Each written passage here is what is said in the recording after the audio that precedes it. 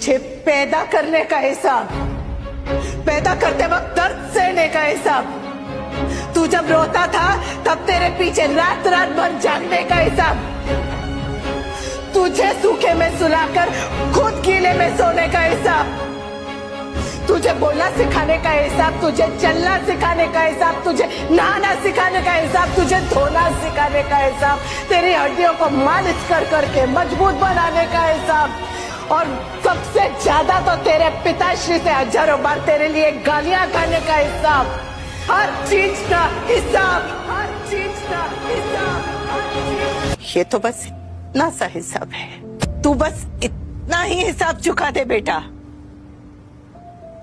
तो काफी होगा। पर यही हिसाब चुकाने में तेरी पूरी की पूरी दुनिया 10 बार बिक जाएगी। अरे ममता का मोल तो खुद कान्हा जी भी नहीं चुका पाए थे।